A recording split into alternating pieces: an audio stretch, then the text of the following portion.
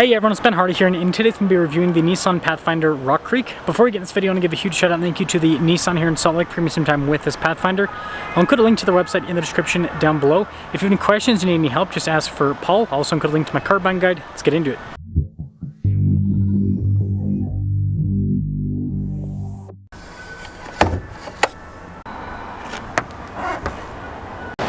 Under the hood we have a 3.5 liter V6 that goes through a 9-speed automatic. Fuel economy is 20 around town, 23 on the highway, with power outputs being 295 horsepower and then 270 pound-feet of torque.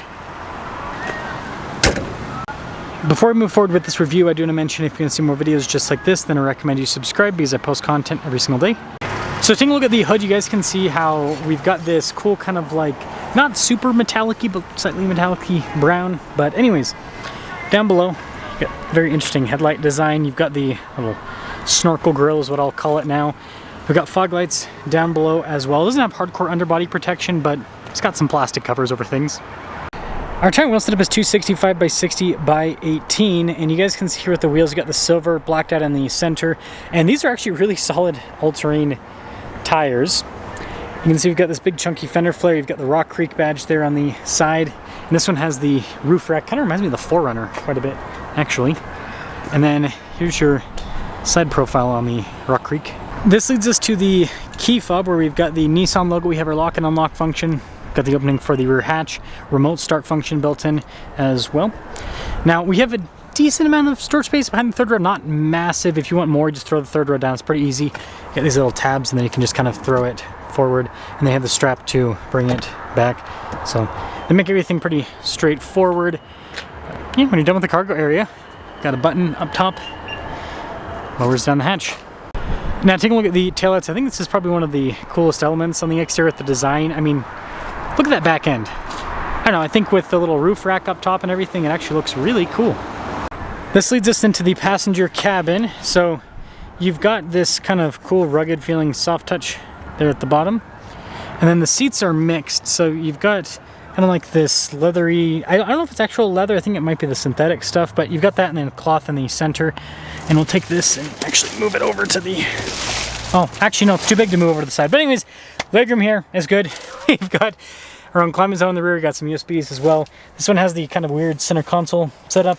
And then the third row, the seats look pretty much identical to the second. They don't have the orange stitching. The floor is flat across, so the legroom is actually not terrible. So you could fit adults back there, but as always, reserve it for kids. We do have vents along the top, and headroom overall is good. Now popping up front, we've got more of that orange stitching. We've got all of our window controls here, mirror adjustments. You've got your door lock and unlock, blind spot monitoring with the mirrors. Rock Creek there, again, with the cloth insert. Power adjustments on the side. Steering wheel is manually adjustable. Got that to open up the hatch. The steering assist too.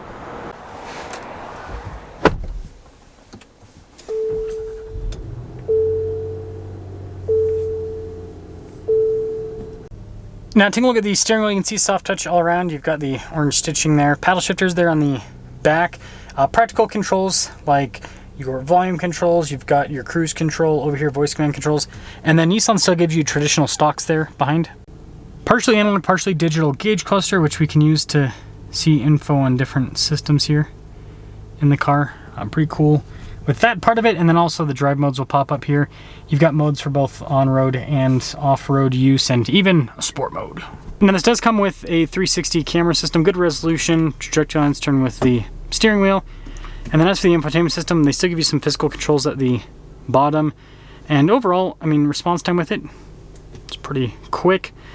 And they also give you physical climate controls. So we have heated seats, dual zone climate. You also have the rear climate, so tri-zone technically. Got this nice orange stitching across the dash, and then you can see with the USB ports and everything down below. Shifter here for the 9-speed.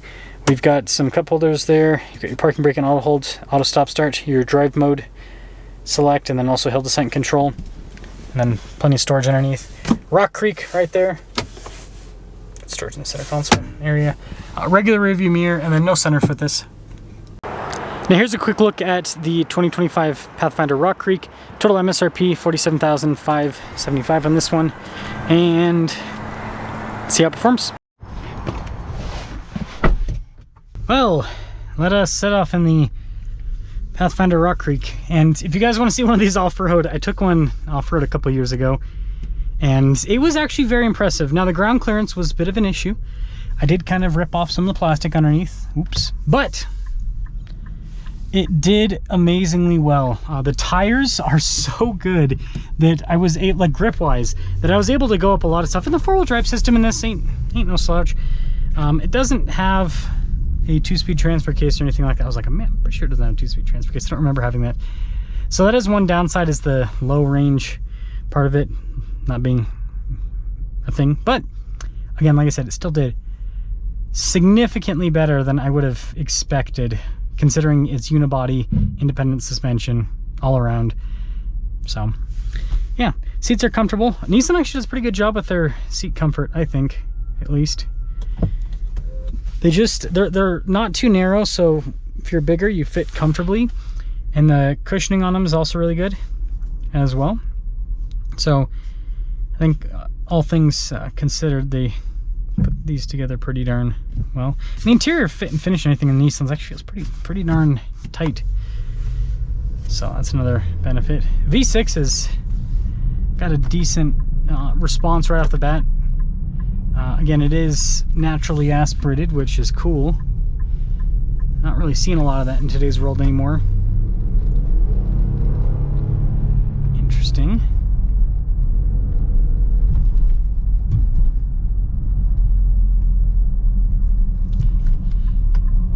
Now the suspension with this, you know, like most unibody crossovers, it handles stuff pretty well. The bigger compression, the bigger bumps, it's not going to handle as well as like a body and frame SUV, if you happen to be comparing to that. Body and frame's able to isolate stuff a little bit better. So yeah, body and frame doesn't handle as good, but isolates better. Like if you're comparing to a 4Runner. I don't know if people are doing that, but if you are, steering has got like a little whip. I wasn't expecting that. Yeah, it's smooth powertrain. The 9-speed's great. It's one of the best things that Nissan has added to this Pathfinder, because it used to be a CVT, but now that it's a 9-speed, it does stuff like this.